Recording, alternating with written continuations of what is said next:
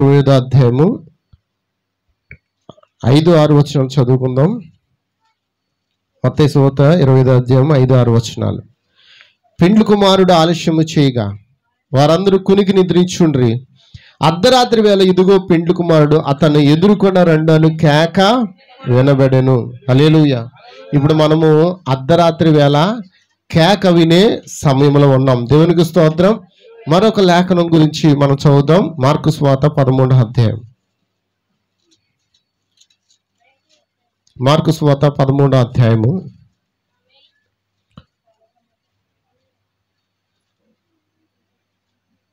26 నుంచి చదువుతున్నానండి. అప్పుడు మనిషి కుమారుడు మహాప్రభావంతోను మహిమతోను మేఘారుడే వచ్చుట చూచెదురు. అప్పుడు ఆయన తన దూతలను పంపి భూమి అంతము మొదలుకొని ఆకాశం అంతం వరకు నలుదిక్కుల నుండి తాను ఏర్పరచుకుని వారిని పోగు చేయించును. ఎవరినంట?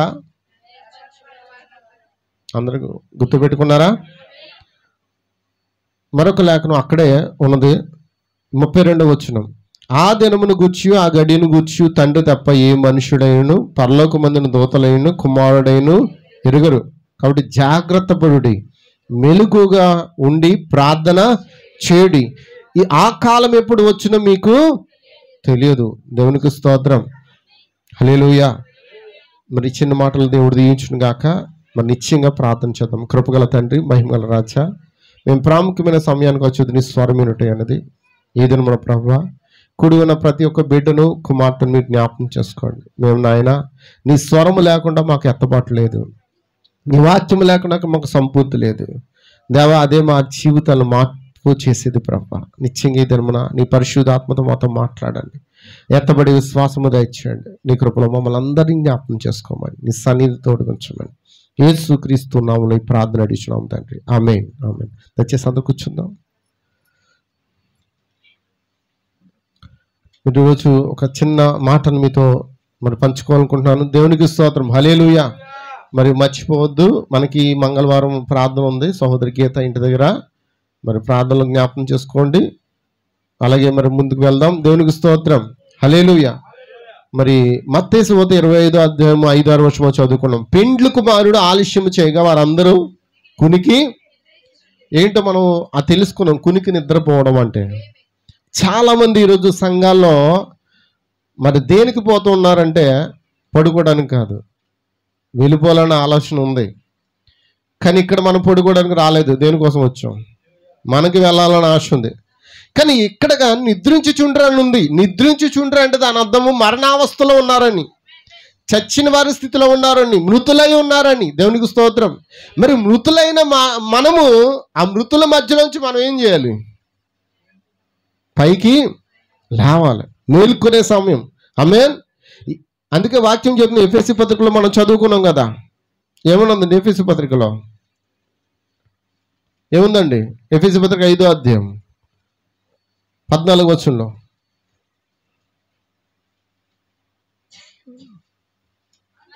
అందుచేత నిద్రించుచున్న నీవు, అంటే చచ్చిపోతున్న నీవు మేలుకుని మృతుల్లో నుండి లెమ్ము, క్రీస్తు నీ మీద ప్రకాశించునని అని చెప్పుచున్నాడు. దేవునికి స్తోత్రం. దేవుని నామమునకు మహిమ కలుగును గాక. హల్లెలూయా. కాబట్టి నిద్రించుచున్న నీవు మేలుకునే సమయం ఇదని గుర్తించండి. అక్కడ ఒక స్వరం ఉంది. అర్ధరాత్రి వేళ ఇదిగో పెండ్లి కుమారుడు అతను ఎదుర్కొన్న రెండను కేక వినబడును. దేవునికి స్తోత్రం.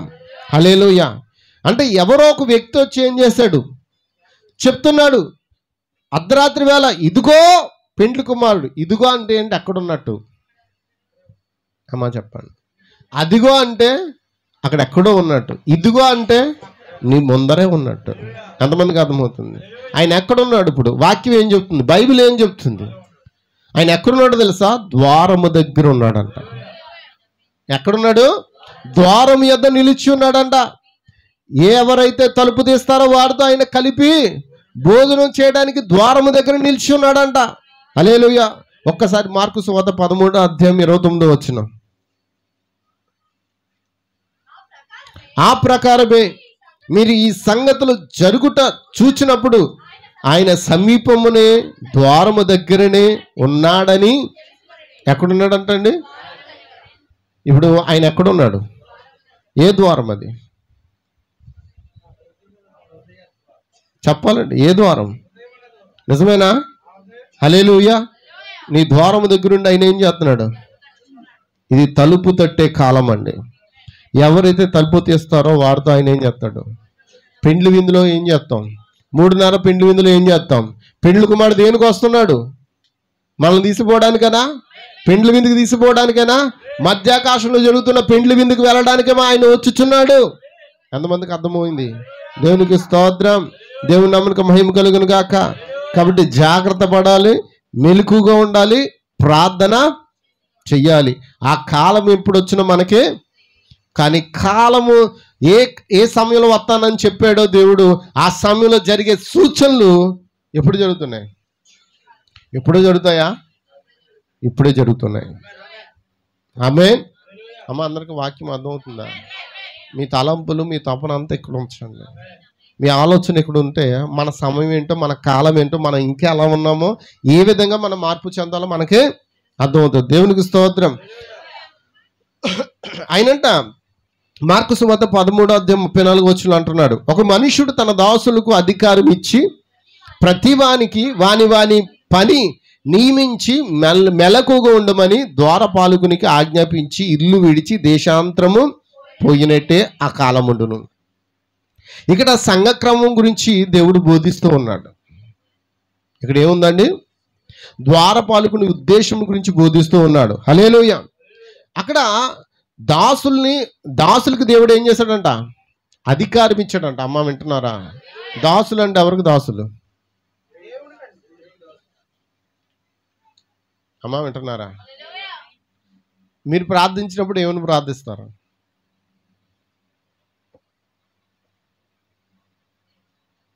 మా దేవుని దాసుల్ని జ్ఞాపం చేసుకోమని అంటారా, లేకపోతే మా దాసుడిని జ్ఞాపం చేసుకోమంటారా? చెప్పండి, నిజంగా చెప్పండి. ఏమంటారండి? నిజం చెప్పండి. ఏమంటారు మీరు ప్రార్థనలో? మా దాసుడిని జ్ఞాపం చేసుకోండి అని ప్రార్థన చేస్తాం. అవునా కదా? చెప్పండి. మా దేవుని దాసుడిని జ్ఞాపం చేసుకోండి అంటారా? మా దైవ సేవకుని జ్ఞాపం చేసుకోమంటారు, లేకపోతే మా దాసుడిని జ్ఞాపం చేసుకోమనే ప్రార్థన చేస్తాం. ఎక్కువ మా దాసుడిని జ్ఞాపం చేసుకునే ప్రార్థన చేస్తాం. అవునా కదా? కాదా? మా దేవుని దాసుడినే. నిజం చెప్పండి. ఏదో ఒకటి మీరు ఏమైనా ప్రార్థిస్తారు. ఈరోజు వాక్యము దాని దగ్గరికి వద్దామండి. ఎందుకంటే దేవుడు తన దాసుల్ని నియమించి వారికి ఏమి ఇచ్చాడంట? అధికారం ఇచ్చి వారికి ఏం చేశాడంట? ప్రతి వానికి వాని పనిని నియమించి మెలకుగా ఉండండి అని ద్వారపాలకునికి ఆజ్ఞాపించి ఇల్లు విడిచి దేశాంతరం పోయినట్టే ఉన్నాడు ఆయన. ఆ కాలం ఇలాగే ఉంది. దేవునికి స్తోత్రం. హల్లెలూయా, హల్లెలూయా. అనంటే దాని అర్థం ఏంటనుకున్నారు? ఇప్పుడు ఒక మనుషుడు ఎవరంటే ఆయన ప్రభువైన యేసుక్రీస్తు. తన దాసులు ఎవరంటే సేవకులు. ఆమేన్. ఇప్పుడు ఒక మాట అడుగుతాను, దాసుడు అంటే దాని అర్థం ఏంటి? దాసుడు అంటే ఏంటి? అమ్మ చెప్పండి, ఎవరైనా చెప్పండి. దాసుడు అక్కడ చక్కగా అన్నాడు, ప్రతి వానికి వాని పని అంటే తను పనివాడు. అంతేనా? దాసుడు అంటే ఏంటండి? అమ్మ చెప్పాలండి. దాసుడు అంటే ఏంటి? పనివాడు. ఇప్పుడు మీరు ప్రార్థించినప్పుడు ఏమని ప్రార్థిస్తున్నారు? మా దీన దాసుడిని, మా దీన పనుడిని. అందరు ఇక్కడ ఉన్నారండి. మా దీన పనుడిని జ్ఞాపం చేసుకో ప్రభువా. అవునా కాదు? చెప్పండి. బైబిల్లో ఒక వ్యక్తి యేసుప్రభుని కలుసుకోవడానికి వెళ్ళాడు. ఎంతమంది జ్ఞాపకం ఉందండి? అక్కడ అతను ఎవరు? శతాధిపతి. అవునా కదా? ఆ శతాధిపతి తన దాసుడి కొరకు ప్రార్థన చేయమని అడగడానికి వెళ్తాడా లేదా? దాసుడు అంటే దాని అర్థము పనివాడు. అమ్మ, వింటున్నారా? ఇప్పుడు ఈ దాసుడు దేవునికి దాసుడు, దేవునికి పనివాడు. అవునా కదా? కానీ నువ్వేమంటావు? నువ్వు ప్రార్థించాడు, ప్రభువా మా దాసుడి జ్ఞాపం చేసుకో అంటే దాని మా పనివాడిని కాదా? ఏదో అంత ఏమి వల్లించరు కానీ నాకు అది తెలుసు. అది అంత వల్లిస్తారండి. ఏమండి వెనకాతలు అమ్మ దైవజనుడు అంటారంట, మంచిది ఏదో అనిస్తుంది. కానీ బైబిల్ చెప్తుంది దేవుడే తన పని కొరకు నియమించుకున్న తన దాసులు, ఆయనకి పనివారు. అయితే ద్వారపాలకునికి ఆజ్ఞాపించి ఇల్లు విడిచి దేశాంతరం పోయాడు. ద్వారపాలకుడు. మరి ద్వారపాలకునికి ఉన్న గొప్ప పని ఏంటో తెలుసా? అతడు పరలోకపు గవిని దగ్గర ద్వారపాలకుడిగా ఉన్నాడు. వింటున్నారా? ఇందడో మాట చెప్పాను. నిన్న నేను మీటింగ్కి వెళ్ళాను. అక్కడ పాస్టర్ గారు బాగా చాలా చక్కని విషయాలు చెప్పాడు. దేవునికి స్తోత్రం. అందరు ఇక్కడ ఉన్నారా? మనం అందరం పెండ్లి విందుకు వెళ్ళబోతున్నాం కదా. ఆమేన్. ఇప్పుడు పెండ్లి విందుకు వెళ్ళడానికి ముందుగా మనం ఏం చేయాలి? రెడీ అవ్వాలి, మనం సిద్ధపడాలి. దేవుడు మనకిచ్చిన ఆ పనిలో మనం ఏం చేయాలి? నమ్మకంగా ఉండాలి. బైబిల్ చెప్తుంది, మోషే దేవుని ఇల్లంతటిలో నమ్మకమైన వాడు. అందరు ఇక్కడ ఉన్నారా? అమ్మ ఇలా చూడండి, అమ్మ నా వైపు చూడండి, నా వైపు చూడండి, ఎక్కడ చూడొద్దు. దేవుని ఇల్లంతటిలో మోషే నమ్మకంగా ఉన్నాడు. నేను ఆయన ఏం చెప్పాడు తెలుసా? ఈ పని, ఏ పని? ఈ పని ద్వారపాలకుని పని, కుర్చీ తుడిసే పని, వాష్రూమ్స్ కడిగే పని, వింటున్నారా? ఊడ్చే పని, బూజులు దులిపే పని, ప్రతి పని నువ్వు ఎవరి కొరకు చేస్తున్నావు? ఇది దేవుని పని.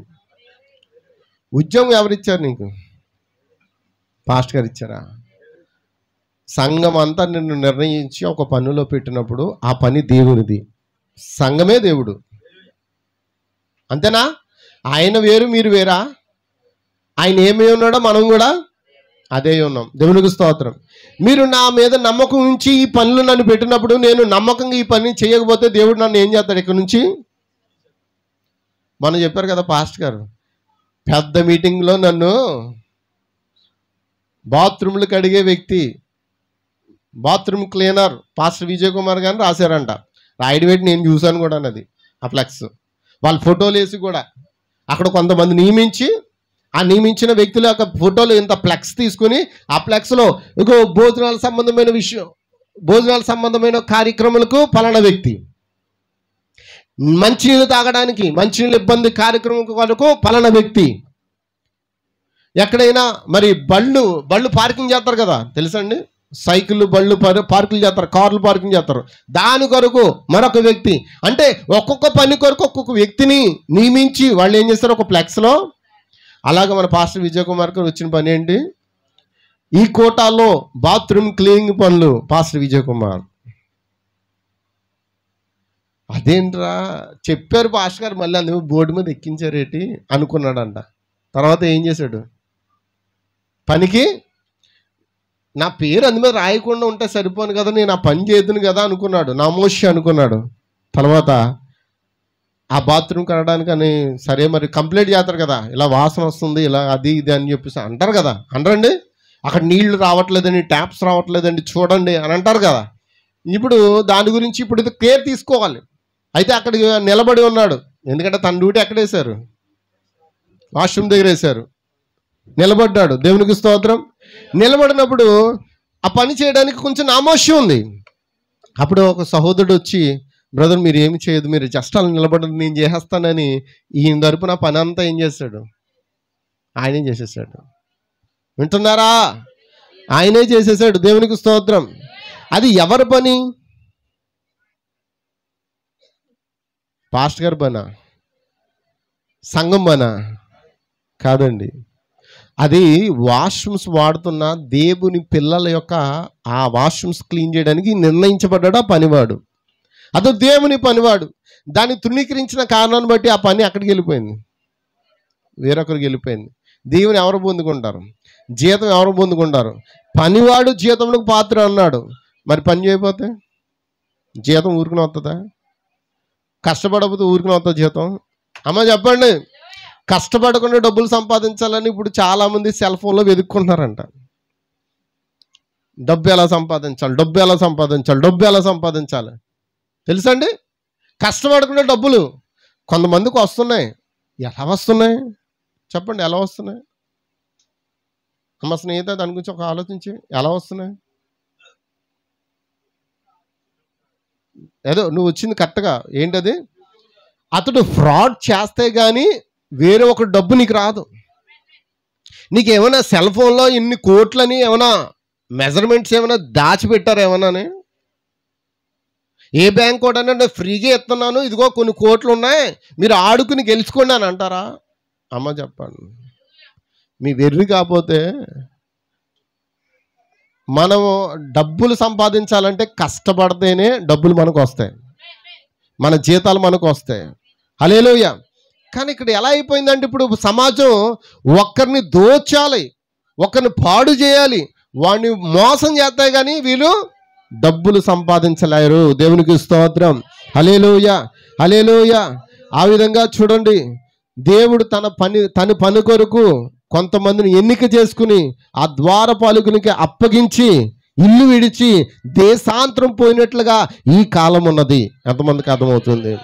కాబట్టి దేవుని పని నీకు ఏదైనా అప్పగితే నువ్వేం చేయాలి? చేయాలా? ఒకవేళ ద్వారపాలకుడిగా పెట్టావు అనుకోండి, పాస్టర్ గారు ఇదేంటి వాచ్మెన్ పెట్టారు నన్ను అని అనుకుంటావేమో. నువ్వు ఎవరికి వాచ్మెన్ కాదు, నేనే వాచ్మెన్ అని ఒప్పుకున్నాను చాలాసార్లు. అవునా కదా? ఆమేన్. వాచ్మెన్ అంటే ఏంటి చెప్పండి అసలు దాని అర్థం? బ్రదర్ వాచ్మెన్ అంటే ఏంటి? ఇంగ్లీష్ దాని ఒరిజినల్ వర్డ్ ఏంటి బ్రదర్? వాచ్మెన్కి అర్థం ఏంటి? హర్షద్ చెప్పు. కాపలాదారుడు. అది చాలా మంచి పదం. అది కాపలాదారుడు. బయట గురకాలు కాదండి, గోరకాలు బూరకాలు కాదండి. కాపలాదారుడు అంటే దాని అర్థం ఏంటి తెలుసా? ఒకవేళ దొంగలు పడినా, శత్రువులు పడినా, నీ ప్రాణానికి హాని జరగకుండా వారి ప్రాణాన్ని అడ్డు పెట్టేవారే ద్వారపాలకుడై ఉన్నాడు. అతడు వాచ్మెన్ అయి ఉన్నాడు. ప్రవక్త అన్నాడు, అతడు ఎవరికి వాచ్మెన్ అయి ఉన్నాడంట?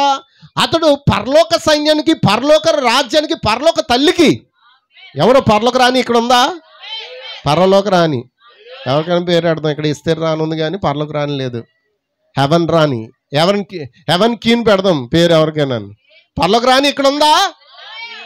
అక్కడ ఉంది. వేరే చర్చిలు ఎక్కడ ఉందా? ఇక్కడ ఉందా?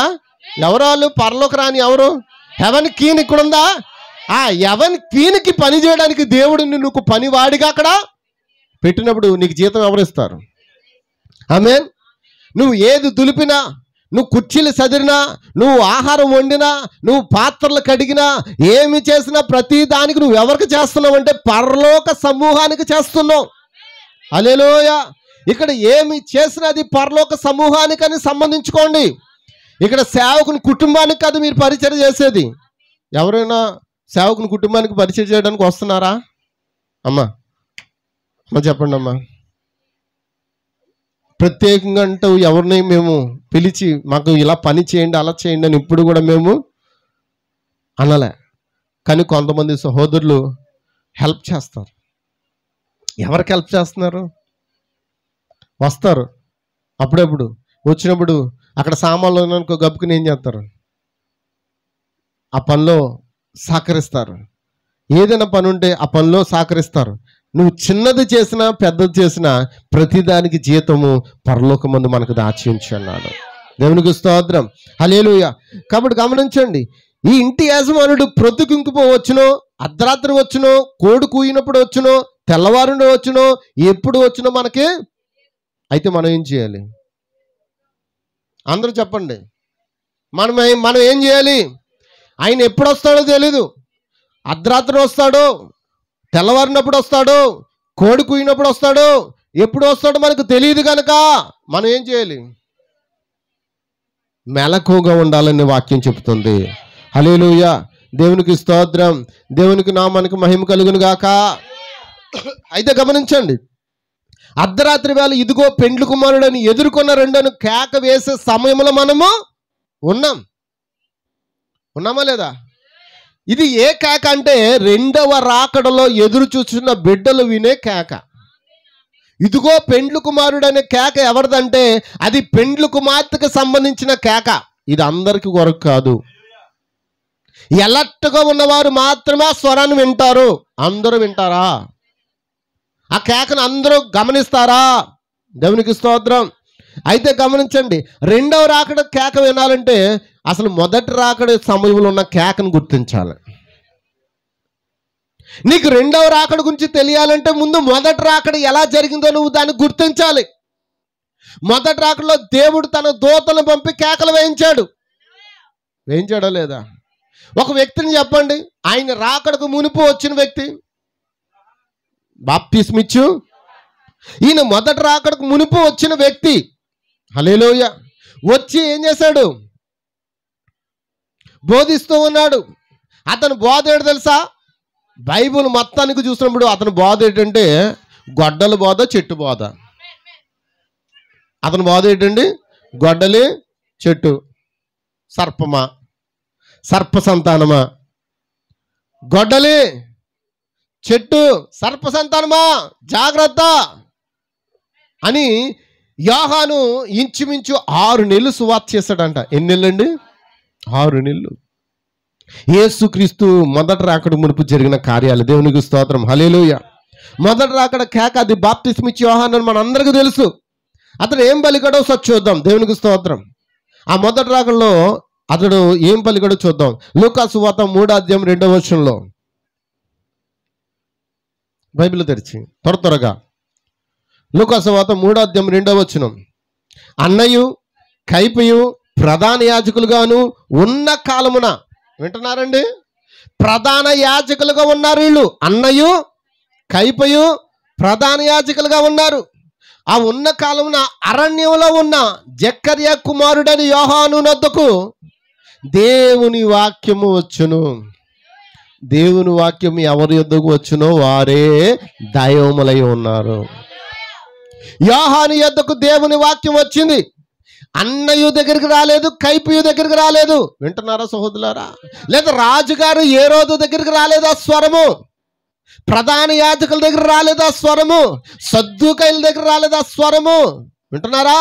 ధర్మశాస్త్ర పండితుల దగ్గరకు రాలేదు ఆ స్వరము. అరణ్యంలో కేకలు వేయుచున్న యోహాను యొద్దకు వచ్చింది. అతడు జక్కర్యా కుమారుడైన యోహాను యొద్దకు దేవుని వాక్యం వచ్చును. హల్లెలూయా, హల్లెలూయా. అతడు ఏం చేస్తున్నాడు? ఆ వాక్యం రాగానే ఇప్పుడు అతడు రంగంలో దిగాడు. అతని డ్యూటీ ఏంటో అతనికి అర్థమైంది. నిజమేనా? పిలుపు అందుకున్న ప్రతి సేవకుడు అంతకుముందు అతడు ఏం చేయాలో అతడికి ఏమీ తెలియదు. అతడు పిలుపుని గుర్తించినప్పుడు అతని పని ఏంటో, అతని డ్యూటీ ఏంటో అతనికి బాగా అర్థమైపోద్ది. చప్పట్లు కొడతారా? దేవునికి స్తోత్రం. దేవుడు కూడా నీకు ఒక పనిని అప్పగించాడంటే ఆ పని నీకు అప్పగించిన తర్వాత ఆ పని గురించిన అవగాహన నీకు వచ్చేంత వరకు కూడా నువ్వు ఆ పనిలో ఉండలేవు. ఎంతమందికి అర్థమవుతుంది? హల్లెలూయా. ఒక పాట పాడే పని అయినా సరే ఆ పని గురించి నీకు ముందు అవగాహన రావాలి. అవగాహన లేకపోతే నువ్వు పాటలు పాడినా అది వ్యర్థమే. నీకు ఏ పని ఇచ్చినా దేవుడు అది నీకు ఒక అవగాహన రావాలి. అందుకే దేవుడు యోహాను ట్రైనింగ్ ఇవ్వడానికి ఏ యొక్క హాస్టల్కి పంపలేదు, బీటీహెచ్లు పంపలేదు, డిగ్రీ కళాశాలకు పంపలేదు. వింటున్నారా? బైబిల్ కాలేజీలకు పంపలేదు, ఏదో అన్నయ్య కైప దగ్గర పంపలేదు, ప్రధాన యాజకులు పంపలేదు. అయితే యోహాను ఎవరు అని అంటే అతడు యాజకుని యొక్క కుమారుడు. అతని తండ్రి ఎవరు? జక్కర్యా. జక్కర్యా ఎవరంటే యాజకుడు. అతడు నిరంతరం యాజకత్వం చేస్తూ దేవుని మందిరంలో నమ్మకంగా నీతిమంతుడుగా ఉన్నాడు. అతనికి పిల్లలు లేరు, బహుకాలము గడిచిన వృద్ధులై ఉన్నారు. అతని భార్య ఎవరు? ఎలిజబెత్. ఎలిజబెత్ కూడా ఎలా ఉంది? పిల్లలు లేకుండా వృద్ధాప్యంలో ఉంది. దేవునికి స్తోత్రం.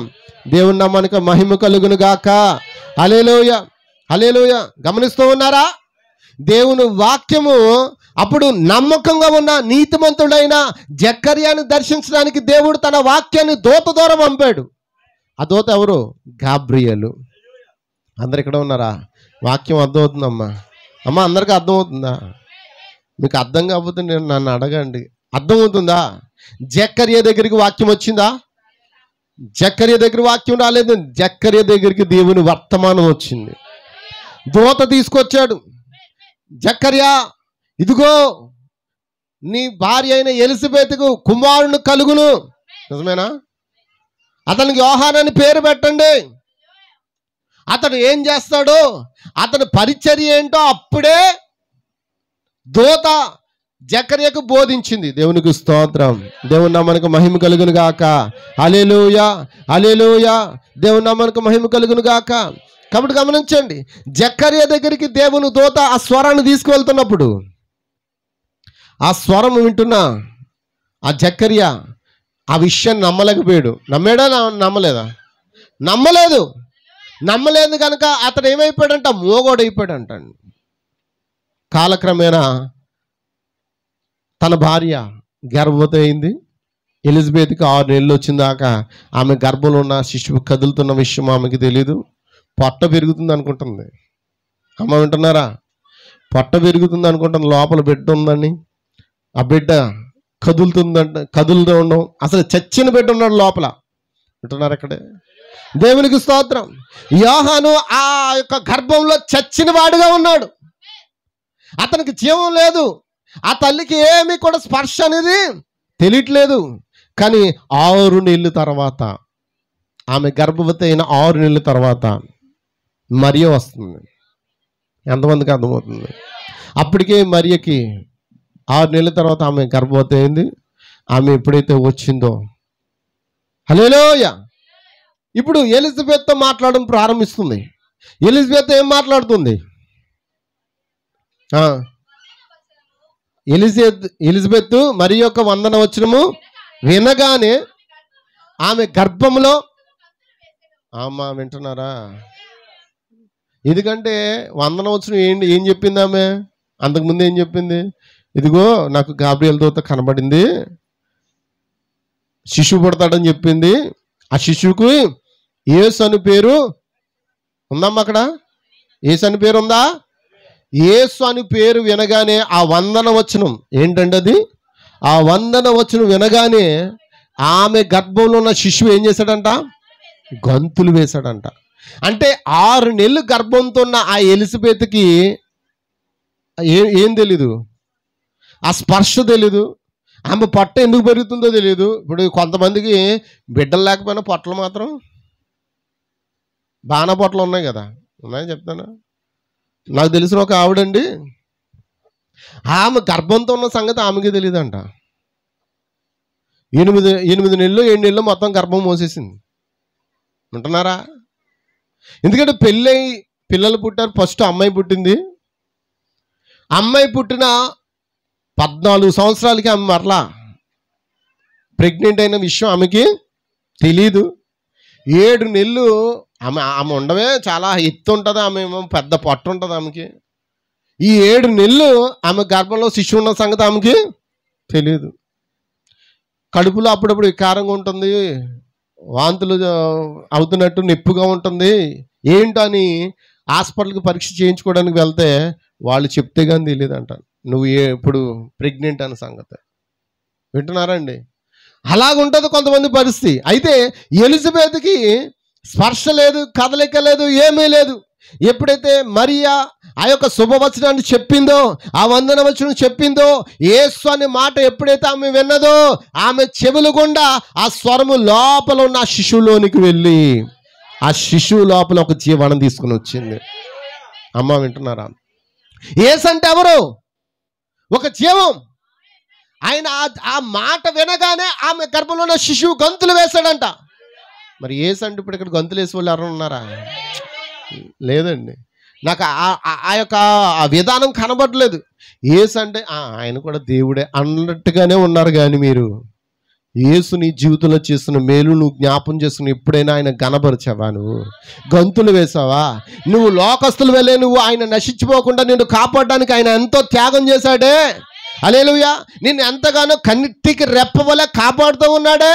ఆ శబ్దం వినగానే నీకు ఏమైనా గంతులు వేయాలని అనిపిస్తుందా? లేదండి. ఉరకలు వేయాలని లేదండి. ఆయన కొరకు నువ్వు పరుగులు తీయాలని లేదండి. దేవునికి స్తోత్రం. ఈ రోజున ఎంతోమంది యవనస్తులు చనిపోతూ ఉన్నారు. ఎంతోమంది యవనస్తులు ఫ్లెక్స్లు ఎక్కుతూ ఉన్నారు.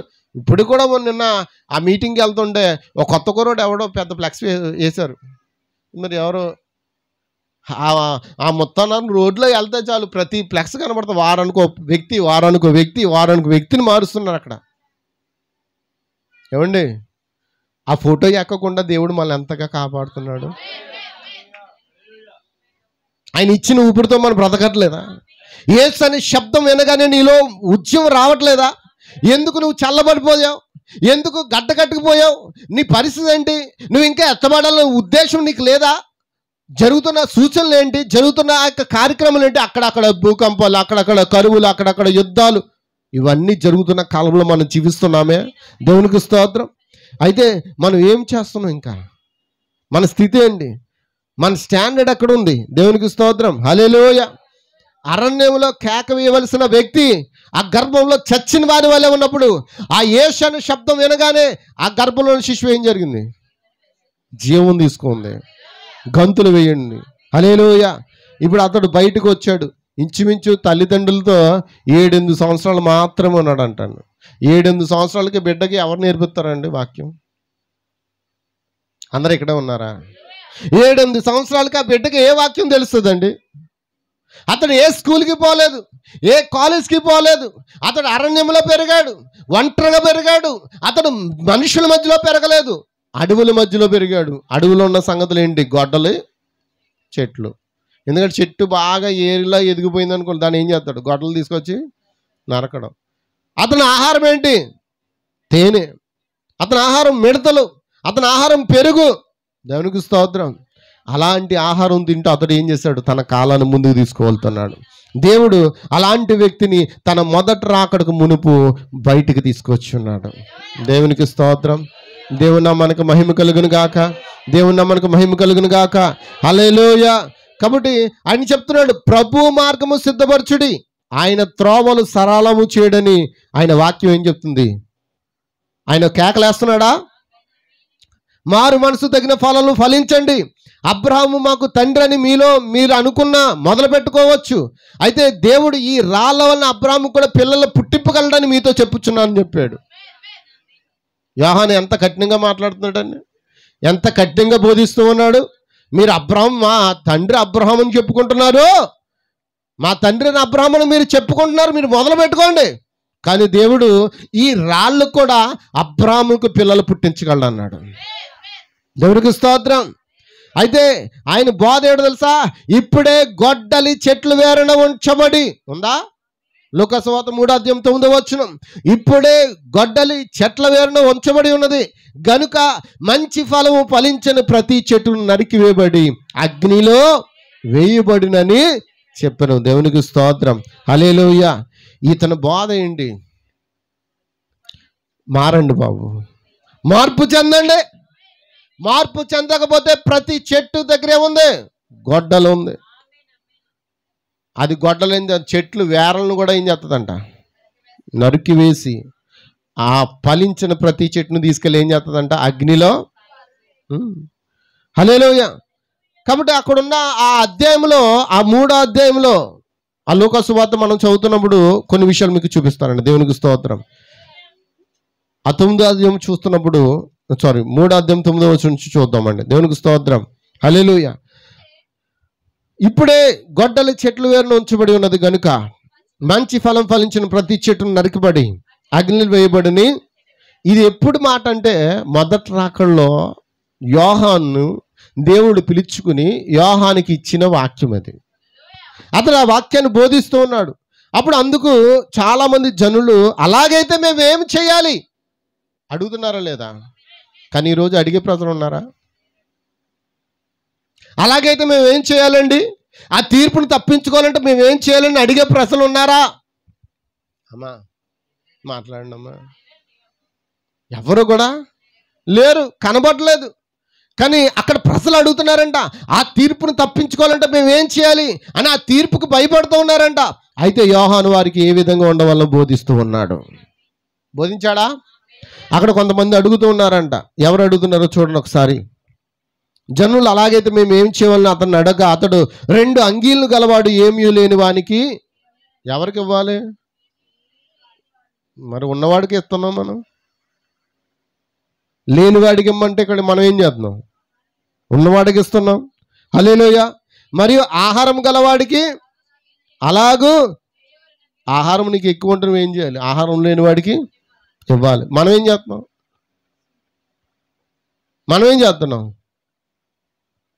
ఆమేన్.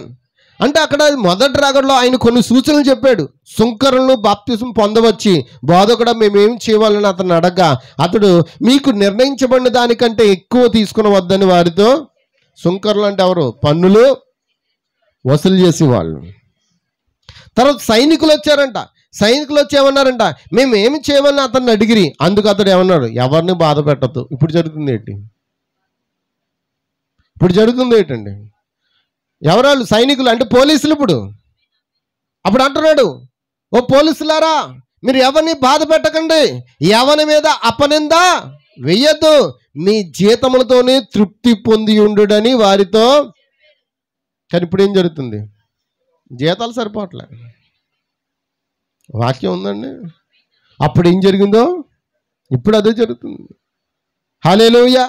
అయితే ప్రజలు కనిపెట్టుచు ఇతడు క్రీస్తయి ఉండునేమో అని అందరూ యోహాను గురించి తమ హృదయంలో ఆలోచించుకొనిచుండగా అంటున్నారా? ఏమని ఆలోచించారు?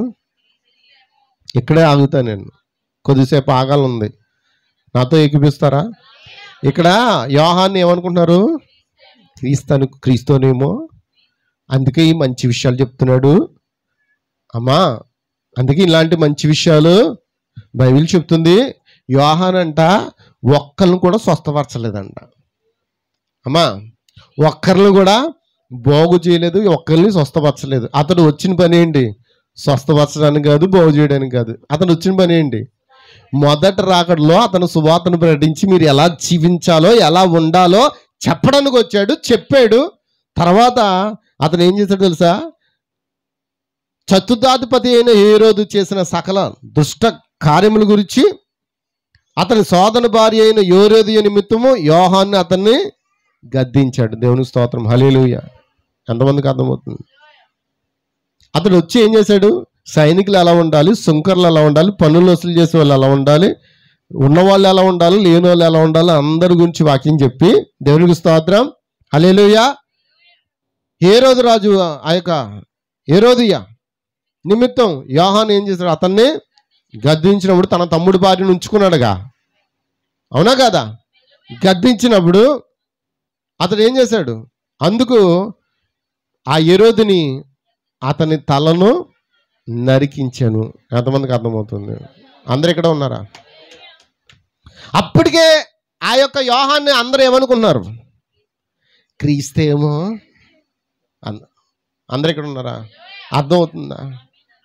అంటే క్రీస్తేమో అని అనుకుంటున్నాడంటే అంత యథార్థంగా అతడు అమ్మా అంత యథార్థంగా జీవించాడు కాబట్టి అతడు క్రీస్తు అని అనుకుంటున్నారంట. మరి ఈ రోజున ఈ కాలపు ఏలియా విలియం బ్రహ్నం ఎప్పుడు నేను క్రీస్తుని బోధించలే, అతను ఎప్పుడు క్రీస్తుని చెప్పుకోలే. నేను క్రీస్తుని, నన్ను మీరు ఆరాధించాలని ఎప్పుడు అన్నాడో ఎక్కడా చెప్పలేదు. మనం బ్రహ్మం కూడా ఆరాధించాం. అతను మన సహోదరుడు. యోహాను ఎలా సహోదరుడో, ఏలియా ఎలా సహోదరుడో, ఎలీషా ఎలా సహోదరుడో, పౌలు ఎలా సహోదరుడో, అతను కూడా మనకి సహోదరుడు. మరి ఆ సహోదరుడు క్రీస్తు వలె జీవించినప్పుడు అతను కూడా ఏమనుకుంటారు? యోహాన్ని ఎలా అనుకున్నారో ఈ కాలపు ఏలియాను కూడా అలాగే అనుకున్నారంట. నిజంగా రెండో రాకడలో వచ్చిన క్రీస్తు ఇతనేనేమో అనుకుని ఇతను బ్రహ్మం క్రైస్ట్గా బ్రహ్మంని ఏం చేశారు? ఆరాధించుట మొదలు పెట్టారు. ఎంతమందికి అర్థమవుతుంది? అయితే మనం బ్రహ్మను ఆరాధించట్లేదు. బ్రహ్మం మన సహోదరుడు, అబ్రాహాము మనకు సహోదరుడు. ఎంతమందికి అర్థమవుతుంది? నిజమేనా? బైబిల్లో ఉన్న ప్రతి ఒక్క వ్యక్తి మన సహోదరుడు. క్రీస్తుని వెంబడించిన ప్రతి ఒక్క వ్యక్తి మన సహోదరుడు. మనకు దేవుడు తప్ప వేరొక దేవుడు మనకే లేడు. క్రీస్తు తప్ప వేరొక సిద్ధాంతం మనకే లేదు. బైబిల్ తప్ప వేరొక బైబిల్ మనకే లేదు. ఎంతమందికి అర్థమవుతుంది? బైబిల్ బోధించిన వాక్యం తప్ప మనకు వేరొక బోధ లేదు. ఈ కాలపు ఏలియా వచ్చి నేను క్రీస్తునని అన్నాడు, బోధించలేదు. మేము ఖండితంగా చెప్పగలము. మధ్యలో కొన్ని మోకలు ఉన్నాయి. ఈ మోకలు ఏం చేస్తాయి? అతను బోధించలేని మాటలను కూడా వీళ్ళు ఏం చేశారు? కల్పించి అతని మీద బురద జల్లి అతడు దేవుడని చెప్పుకున్నాడు, అతన్ని ఆరాధించాలని చెప్పాడు, అతడు అబద్ధ బోధ అని ముద్ర వేశారు. సరే, అతడు దెయ్యమని ముద్ర వేశారు. యేసుక్రీస్తు కూడా ఎలాంటి ముద్ర పడింది బైబిల్లో? యేసుక్రీస్తుని అక్కడ ఉన్న ప్రజలు ఏమన్నారు? ఇతడు బయలుజూబు, ఇతడు బయలుజూబు కాబట్టి ఇతడు దెయ్యాలు, ఇతడు అందువల్ల పోతనని ముద్ర వేశారు. ఎంతమందికి అర్థమవుతుంది? దేవునికి స్తోత్రం, హల్లెలూయా. యోహానుని అప్పుడు ప్రజలు ఇతడు క్రీస్తేమో అనుకున్నారు కానీ అతన్ని పూజించలే. అలాగనే ఈ కాలపు ఏలియా క్రీస్తేమో అని అనుకున్నారు, కానీ మనం పూజించట్లే. ఇప్పుడు నేను క్రీస్తు వల్లే జీవించినప్పుడు నన్ను కూడా ఏమనుకుంటారు? మనం ఎలా మారాలి అప్పుడు? ఏమండి చెప్పండి. ఇక్కడ అందరూ ఒక్కొక్కరికి ఒక్కొక్క క్రీస్తు కాదా? కాదండి.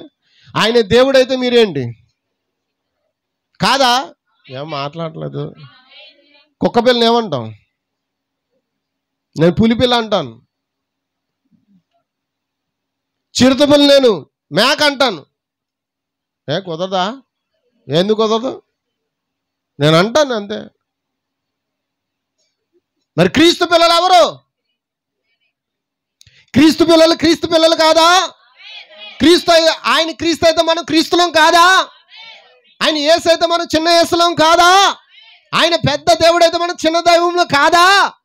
దేవుని వాక్యం ఎవరి యొద్దకు వచ్చిన వారు దైవములని అనబడుదురు అని ఎవరు చెప్పారు? దేవుడే చెప్పాడండి. చిన్న దేవుళ్ళుగా బ్రతకవలసిన మనం ఇప్పుడు ఎలా బతికేస్తున్నాం? దేవుళ్ళ బతకట్లేదు, దెయ్యాల్లో బతికేస్తున్నాం.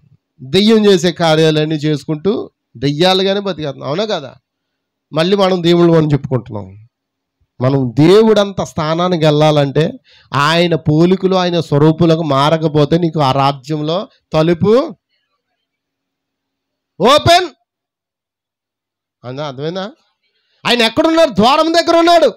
ఇదిగో తలుపు యొద్ద నుండి తట్టుచున్నాను, ఎవరైతే తలుపు తీస్తారో వారితో నేను కలిపి ఏం చేస్తాను అంటే, తలుపు తట్టేటప్పుడు నువ్వు క్రీస్తు స్వరూపులకు మారడానికి రెడీగా ఉండాలి. నీ దీపంలో సరి చేసుకోవాలి. అవునా కదా? హల్లెలూయా, హల్లెలూయా. యోహాను చూడడానికి ఎలా ఉన్నాడంట? క్రీస్తులా ఉన్నాడేమో అనుకున్నాడంట అక్కడ ఉన్న ప్రజలు. కానీ క్రీస్తు కాడు. క్రీస్తు ఒక్కడే ప్రభువైన యేసుక్రీస్తు. అలాగే ఈ కాలపు ఏలియా క్రీస్తు వల్ల జీవించాడు. ఎందుకంటే క్రీస్తు చేసిన అదే అద్భుతములు, యేసుక్రీస్తు చేసిన అదే కార్యాలు ఈ కాలపు ఏలియా ద్వారా కూడా దేవుడు చేయించాడు. ఆమేన్. గట్టి కొడతారా చప్పట్లో? హల్లెలూయా, హల్లెలూయా. అద్భుత కార్యాలు, ఆశ్చర్య కార్యాలు బ్రహ్మము ద్వారా జరిగాయి కాబట్టి బ్రహ్మం మనకు దేవుడు కాదు. బ్రహ్మము ఏమీ చేయలేదు. ఆ బ్రహ్మములో ఉన్న క్రీస్తు మాత్రమే ఆ కార్యములన్నీ చేశాడు. బ్రహ్మం కూడా ఎవరు? నీ వంటి నా వంటి మనుషుడే. అతడు ఒకవేళ సహజ మరణాన్ని పొందుకుంటే అతన్ని దేవునిగా ఇంకా కొలుస్తారు. అందుకే దేవుడు అతన్ని ఏం చేశాడు? యాక్సిడెంట్లుగా చనిపోవడానికి అనుమతి ఇచ్చాడు. యోహాన్ని సహజ మరణం పొందుకుంటే, అదే నేను బాప్తిస్మ యోహాను సహజ మరణం పొందుకుంటే యోహాన్ని ఏమనుకుందరు? క్రీస్తు అనుకుని అతన్ని సమాధి చేసి అతనికి ఏం చేస్తారు? ప్రార్థిస్తూనే ఉంటారు. అమ్మ వింటున్నారా? అందుకే సహజ మరణం పొందకుండా యోహాన్ని ఏం చేశారు? తల నరికించడానికి దేవుడు అనుమతించాడండి. ఆయన అనుమతించకపోతే ఎవరన్నా చేయగలరా? ఎవరైనా చేయగలరా? సాతాను కూడా నిన్ను ఏమైనా చేయగలడా? ఆయన అనుమతితోనే ఇవన్నీ జరుగుతూ ఉన్నాయి. దేవునికి స్తోత్రం, హల్లెలూయా, హల్లెలూయా. ఈ కాలపు ఏలియా యాక్సిడెంట్లో చనిపోయాడు. బాప్తిస్మ ఇచ్చి తల నరికేశారు. అవునా కదా? పౌలుని ఏం చేశారు? తలకు నరికేశారండి. మోషే సహజ మరణం పొందుకున్నాడు. దేవుడు ఏమన్నాడు? నువ్వు పోయి చచ్చిపో అన్నాడు అంతే. ఆ నిబో పర్వతం మీదకి వెళ్ళి అతని ప్రాణాలు విడిచాడు. అతని బాడీ కానీ అక్కడ ఉంటే వీళ్ళు అతన్ని దేవుడు చేసేస్తారు అనుకుని దేవుడు ఏం చేశాడు? దూతల ద్వారా ఆ బాడీని ఎక్కడ తీసుకెళ్ళిపోయాడు? ఆయన రాజ్యంలోకి తీసుకుపోయాడు. ఎంతమందికి అర్థమవుతుంది? మళ్ళీ వస్తాడు భూమి మీదకి శరీరంతో. రావాలి. హల్లెలూయా. ఏలియా శరీరంతో వెళ్ళిపోయాడా లేదా? మళ్ళీ భూమి మీదకి రావడానికే. ఆమేన్, ఆమేన్, ఆమేన్. హల్లెలూయా, హల్లెలూయా. అందుకే వారికి జరిగిన అన్యాయాన్ని బట్టి కొంతమంది అంటున్నారు, అతను యథార్థపరుడైతే ఎందుకు అలా చచ్చిపోవాలి? ఎలీషా ఎలా చచ్చిపోయాడు? ఎలీషా చచ్చిపోయిన ఇద్దరిని బ్రతికించాడు. అవునా కదా? అవునా కాదు చెప్పండి. ఆయన బ్రతుకున్నప్పుడేమో గనురాలైన సహోదరి కుమారుడిని బ్రతికించాడు. ఆయన చనిపోయి సమాధి చేయబడిన తర్వాత అతని ఎముకలు తగిలి ఒక సైనికుడు తిరిగి బ్రతికాడు. ప్రవక్త ఎప్పుడు కూడా చచ్చిన ప్రవక్తే, బ్రతుకున్నప్పుడు కూడా ప్రవక్తే అండి. దేవుడు వారికి ఇచ్చిన శక్తి అలాంటిది. ఆమేనంటారా? దేవునికి స్తోత్రం, హల్లెలూయా. అంత మాత్రాన ఎలీషా దేవుడైపోయాడా? అంత మాత్రాన్ని ఏలియా దేవుడైపోయాడా? అంత మాత్రాన్ని యోహాన్ దేవుడైపోయాడా? అంత మాత్రాన్ని ఈ కాలపు ఏలియా దేవుడైపోయాడా? అలాగైతే నేను కూడా దేవుణ్ణే, అలాగైతే మీరు కూడా దేవుళ్ళే. ఆమేన్. ఆయన అన్నాడు, దేవుని వాక్యం ఎవరి యొద్దకు వచ్చునో వారు దైవములని చెప్పాడు. అంతేగాని ఆయన స్థానాన్ని ఎవరు తీసుకోవడానికి యోగ్యులమైన వారు కాము. ఎంతమందికి అర్థమైంది? హల్లెలూయా. అందరు ఇక్కడ ఉన్నారా? ఎంతమంది నాకు సహకరిస్తూ ఉన్నారు? ఎంతమంది ఆమేన్ చెప్పాలనుకుంటున్నారు? హల్లెలూయా, హల్లెలూయా. కాబట్టి యోహాను వారికి ఏం చేస్తున్నాడు? బోధిస్తున్నాడు మొదట అక్కడ విషయాలు. గో, ప్రతి చెట్టు మొదలు గొడ్డలు ఉంది, జాగ్రత్త. సుమి మీరు ఫలించకపోతే ఆ గొడ్డలు మిమ్మల్ని ఏం చేస్తుంది? నరికేస్తుంది. నరికేసిన ప్రతి కొమ్మని తీసుకెళ్ళి ఎక్కడ పడేద్దాం? అగ్నిలో పడేస్తారు. దేవునికి స్తోత్రం.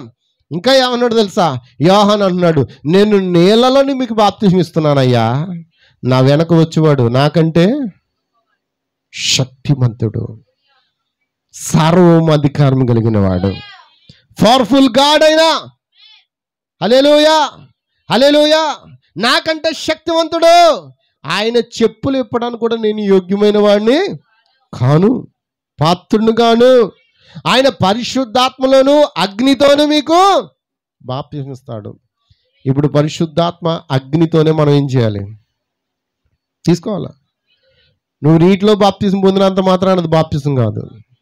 ప్రవక్త చెప్పాడు, చాలామంది ఉమ్మనీరు ద్వారా బయటకు వస్తారు, రక్తం ద్వారా బయటకు వస్తారు, కానీ ఆత్మతో అతడు బ్రతకపోతే, ఆత్మతో జీవింపపోతే అతడు చచ్చినవాడు అన్నాడు. బైబిల్ అంటున్నావు, నువ్వు బ్రతికినను చచ్చినవాడు అని చెప్తూ ప్రకటన గ్రంథంలో రాయబడింది. మనం బ్రతికినను ఏమై ఉన్నామంట? చచ్చిన వారమే ఉన్నామంట.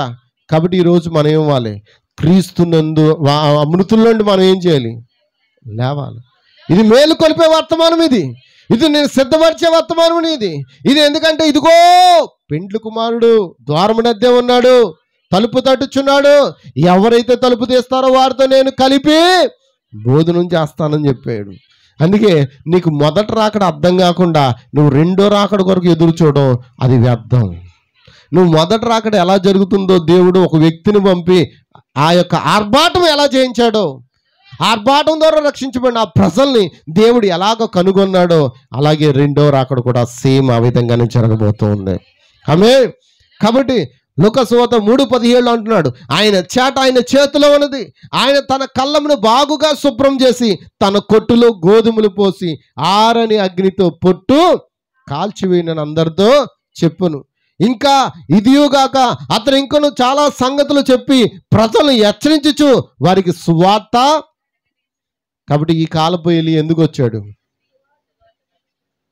సువార్త ప్రకటించడానికి. ప్రపంచ సువార్తికులు 3 ఉన్నారు. ఒకరు బిల్లీ గ్రాహం, 2 వారల్ రాబర్ట్స్, 3 ఈ కాలపు విలియం మ్యారన్ బ్రన్హామ్. వీళ్ళు ప్రపంచ సువార్తికులు. వీరి ద్వారా దేవుడు గొప్ప కార్యాలు, అద్భుతాలు చేశాడు. వారు దేవుళ్ళు కాదు. వారు ఎవరికి పరిచయం చేయడానికి వచ్చారు? ఎవరికి సువార్త ప్రకటించడానికి వచ్చారు? ఆయా నలుమూలలో ఉన్న ఆయన వధువును ఏర్పరచుబడిన వారిని సమకూర్చడానికి దేవుడు వారిని పంపించి ఉన్నాడు. అలా వర్తమానం అందుకుని మనం ఎక్కడికి వచ్చాం? ఈరోజు దేవుని సన్నిధికి వచ్చున్నాం. ఆమేన్, ఆమేన్. యోహాను ఏమని గద్దించాడు? పోలీసులారా జాగ్రత్తగా ఉండండి, పన్నులు వసూలు చేసే సుంకర్లారా జాగ్రత్తగా ఉండండి, ధనవంతులారా మీరు జాగ్రత్తగా ఉండండి, సర్ప సంతానమా రాబో ఉగ్రతను తప్పించుకుని వాడు ఎవడో అని బోధిస్తూ ఉన్నాడు. మరి ఈ కాలపు ఏలియా కూడా వచ్చి ఏం చేశాడు? మనం ఎలా జీవించాలో, మనం ఎలా భక్తి చేయాలో, ఎలా ఇంకా ముందుకు సాగిపోవాలో, ఎలా దేవుని బల్లో ఉండాలో, ఎలా సువార్త ప్రకటించాలో ప్రతి దాన్ని వివరంగా చెప్పి ఉన్నాడు. అప్పుడు ఆ బాప్తిస్మ ఇచ్చి యోహాను ఏ రోజు ఈయన గద్దించాడు. ఈ కాలపు ఏలియా వచ్చి ఏం చేశాడండి? ఆయన స్త్రీలను గద్దిస్తూ ఉన్నాడు. అవునే కదా? స్త్రీలంటే స్త్రీల ద్వేషకుడు ఆయన. ఏమన్నానే స్త్రీల ద్వేషకుడా? బైబిల్ చెప్పిన దానికి ప్రతి దానికి కొంతమంది ఏం చేస్తున్నారు? ఒకడు అంటాడు బొట్టనే పెట్టుకోవచ్చు, గాజులన్నీ వేసుకోవచ్చు, పువ్వులన్నీ పెట్టుకోవచ్చు, మా ఇష్టం, ఎలానో ఉండొచ్చు. అమ్మా, మీరు ఎలా జీవనం జీవించండి. ఎప్పుడు నీ రేపు నువ్వు మందిరానికి వద్ద చాలు. ఎక్కడికి వచ్చేస్తావు? దానికి కొంతమంది అవును పాస్టర్ గారు చెప్పేదంతా అబద్ధమే, పాస్టర్ గారు చెప్పేదంతా ఆయన చక్కగా చెప్తున్నాడు, కానీ వాక్యం చెప్తుంది ఏలియా గద్దిస్తూ ఉన్నాడు, ఏలియా మనల్ని సరి చేస్తూ ఉన్నాడు. లోకపు మర్యాదను మనం ఏం చేయకూడదంట. ఒక ఆయన అన్నాడు వాళ్ళు ఆ బొట్టు పెట్టుకుంటే మనం ఏం బొట్టు పెట్టుకోవచ్చు అంట. ఇప్పుడు అందరికీ ఒక ద్వారపాలకుడు పని అప్పగించి నేను తిలకం పెట్టి ఏం చేయాలి? వచ్చిన వాళ్ళందరికీ భస్మ బుధవారం వచ్చినప్పుడు బూడిద తయారు చేసి ఏం చేయాలా? ఇలాంటి ఆచారాలు చేసాం అనుకోండి, ఈ సంఘం ఎలా ఉంటుందో తెలుసండి? ఆ గోడలు కూడా పగలగొట్టేలా, ఆ గోడలు కూడా పగలగొట్టేసి అవసరమైతే ఈ చివరి నుండి ఆ చివరికి వేసేయాలి, మొత్తం స్లాబ్ వేసేయాలి. అవసరమైతే డబల్ స్లాబ్ కూడా వేసేయాలి. ఎంతమందికి అంతమంది. ఎప్పుడు తమలపాకులు తీసుకొచ్చి ఏమన్నా నేను తమలపాకుల మీద పరిచి అందు మీద నడిచిన తప్ప ఆ తమలపాకు ఇంటికి కట్టుకెళ్ళి మీరు తల కిందకి ఎట్టుకోండి, దిండి కింద ఎట్టుకోండి అని చెప్పాను అనుకోండి, ఏం చేస్తారు? మామూలుగా ఉండదు. పాస్టర్ గారికి కాసులు గలగలే, డబ్బులు గలగల, కాసులు గలగల. ఏమి చెప్తుంటే ఆ పాస్టర్ గారిని ఇంటికి తీసుకెళ్ళి తమలపాకు ఎన్ని చెప్పినా ఆ తమలపాకుని తిప్పి ఆమేన్ అని చేతులెత్తే చాలు. ఏం చేస్తారు? వాళ్ళ విశ్వాసం దాని కార్యాలు చేస్తుంది. అవును కదండి? దెయ్యం కూడా ఏం చేస్తుంది? కార్యాలు చేస్తుందా లేదా? దేవుడు ఆచారాల్లో సిద్ధాంతంలో లేడండి, ఆయన వాక్యములో ఉన్నాడు. వాక్యం ఎవరి యొద్దకు వచ్చిన వారు ఏమై ఉన్నారు? దైవములై ఉన్నారు. ఇప్పుడు ఆయన దేవుడైతే మనం కూడా ఎవరు? ఆయన సింహం అయితే నువ్వు కూడా ఎవరు? ఆయన గొర్రెపిల్ల అయితే నువ్వు కూడా ఎవరు? ఆమేన్. ఆయన పావురం అయితే నువ్వు కూడా ఏమై ఉన్నావు? నిజమేనా? మరి ఆయన ఏమై ఉన్నా మనం అదే కదా. దేవునికి స్తోత్రం. కాబట్టి మనం బ్రహ్మముని రెండవ రాకడలో పంపబడిన ఒక వ్యక్తిగానే చూసాం, కానీ అతడు ఏంటి? దేవుడు కాదండి. ఎంతమందికి అర్థమవుతుంది? హల్లెలూయా. అందరికి అర్థమైంది ఈరోజు వాక్యం? అర్థమైందా? మరి అతడు వచ్చి ఏం చేస్తాడు? ఇదిగో. మరి యోహాను వచ్చేమన్నాడు? ఇదిగో లోక పాపలు మోసుకుని దేవుని ఇదిగో అన్నప్పుడు ఆయన ఎక్కడున్నాడు? యోహాను నీటిలో బాప్తిస్మ ఇస్తున్నాడు. నీటిలో బాప్తిస్మ ఇస్తున్నప్పుడు ఆ యొక్క యోహాను దగ్గరికి గొర్రెపిల్ల నడుచుకుంటూ వస్తుంది. గొర్రెపిల్ల నడుచుకుంటూ వచ్చి ఏం చేసింది? వాక్యం ఏకమయ్యారంట. ఎంతమందికి అర్థమవుతుంది? అక్కడ యోహాను అంటున్నాడంట, అదేంటయ్యా నేను నీ చేత బాప్తిస్మ పొందవలసిన వాడు, నేను నా తల్లి గర్భంలో ఉన్నప్పుడు నీ పేరు వినే నేను గంతులు వేశాను, నీ శక్తి ఏంటో నాకు తెలుసు, నేను నీ చేత బాప్తిస్మ పొందవలసిన వాడని, కానీ ఇప్పుడేంటి నా చేత పొందడానికి వచ్చావు అంటే ఆయన ఏమన్నాడు తెలుసా? నీతి యావత్తు ఏంటండి? అంటే నీతి అంటే ఏంటి? వాక్యం నెరవేర్పు కొరకు ఇప్పటికి ఇలాగూ జరగనిమ్మన్నాడు. అవునా? కొంతమంది అంటున్నారు బాప్తిస్మ లేకపోయినా పర్లేదు, కలువరిసుల్లో వ్యక్తి ఆ కుడి పక్కన ఉన్నవాడు దొంగ బాప్తిస్మ పొందడానికి అవకాశం ఉందేంటి? అప్పుడు అవకాశం లేదు కాబట్టి దేవుడు అతను ఏం చేశాడు? నేడు నీవు నాతో పరదేశులో. నీ జ్ఞానం ఎక్కడికి వెళ్ళిపోయిందో చూడు. నువ్వు ఆ దొంగ వల్ల నువ్వు సిలువేయబడ్డావా?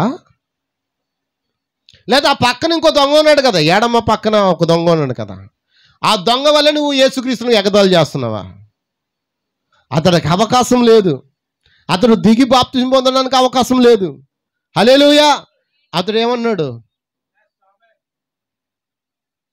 అయ్యా నువ్వు వచ్చినప్పుడు నన్ను ఒక మాట అన్నాడు అంతే. అప్పుడు ఏమన్నాడు దేవుడు? అప్పుడు తన పాపం కూడా ఒప్పుకున్నాడండి. ఏమని? ఒరే పిచ్చోడా, ఆయన చనిపోవడానికి ఆయన నేరం చేయలేదు, నువ్వు నేను తప్పులు చేసి ఈ మరణ శిక్షను పొందడానికి అర్హులం, కానీ ఆయన మరణం పొందడానికి అర్హుడు కాదు. కానీ ఆయన మనుషుల పాపము నిమిత్తం ఆయన మరణిస్తున్నాడని తన పాపములు అక్కడ ఒప్పుకున్నాడు. ఈరోజు కొంతమంది ఏమంటున్నారు? ఆ దొంగడికి ఇచ్చినప్పుడు నాకు ఎవడేటి, నాకు బాప్తీసం లేకపోయినా నన్ను కూడా ఒకవేళ ఎత్తబడే సమయంలో అంట కాళ్ళెట్టిన వచ్చేస్తారంట, సింగెట్టిన వచ్చేస్తారంట, తోకట్టిన వచ్చేస్తారంట. ఏ సమయం వస్తాడో, దొంగ ఎప్పుడు వస్తాడో ఎవరికి? అమ్మా అవును చెప్పండి అమ్మా, ఎప్పుడు వస్తాడో చెప్తాడా నీకు? బోర ఊది రెడీగా ఉండండి బిడ్డలారా, మీ మూట ముళ్ళు సదిరేసుకుని బంగారం అంతా చక్క పెట్టేసుకోండి.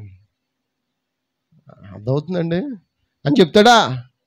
ఆస్తులని రాసేసుకొని చెప్తాడా? చెప్పడండి. దొంగ హఠాత్తుగా వచ్చినట్లుగా ఆయన రాకడ వచ్చును. వచ్చినప్పుడు నువ్వేం చేయాలి? వెళ్ళిపోయే టైమేనా? ఎంతమంది వెళ్ళిపోవాలనుకుంటున్నారు? అమ్మా దేవుని స్తోత్రం, నేను ముగిస్తున్నాను. ఎంతమంది వెళ్ళిపోవాలనుకుంటున్నారు? వెళ్ళాలని ఆశ ఉందా? వెళ్ళాలని కోరిక ఉందా? అయితే మనం ఏం చేయాలి? సిద్ధపడాలి. సిద్ధపడదామా? మరి మొదటి రాకడ గురించి అవగాహన వచ్చిందా? రెండో రాకడ గురించి ఇంకా నేను చెప్పలేదు, జస్ట్ టచ్ చేసి వదిలిపెట్టాను అంతే. హల్లెలూయా. యోహాను దేవుడు పిలుచుకున్నప్పుడు యోహాను ఎలా ఉన్నాడు? ఏమీ తెలియని వాడిగా ఉన్నాడు అండి. హల్లెలూయా, హల్లెలూయా. ఇప్పుడు మనం ఎలా ఉన్నామా? యోహాను కంటే మనకు బాగా తెలిసిపోయిన వారిగా ఉన్నాం, అవునా కదండి? శృతి మించిపోయి ఉన్నాం మనం, అవునా కదా? చెప్పండి. నోరు ఉప్పితే మనకి ఎలా ఉంటుంది? ఇంకా తండోపతండాలుగా వాక్యాలన్నీ వచ్చేస్తాయి. అలాంటి వారి దగ్గరికి ఆయన రాడు, ఆయన వాక్యాన్ని తీసుకురాడు. ఎలాంటి వారి దగ్గరికి ఆయన వస్తాడు? నీకెన్ని తెలిసినా నాకు తెలియదు, ఏమీ తెలియదు అన్నవాడి దగ్గరికి ఆయన దేవుడు తన వాక్యాన్ని పంపుతాడు. మరి అలా జీవించడానికి ప్రయత్నించే దేవుడు నిన్ను బహుగా దీవించును గాక. God bless you. ప్రార్థన చేసుకుందాం, అందరూ కూడా ప్రార్థన చేసుకుందాం.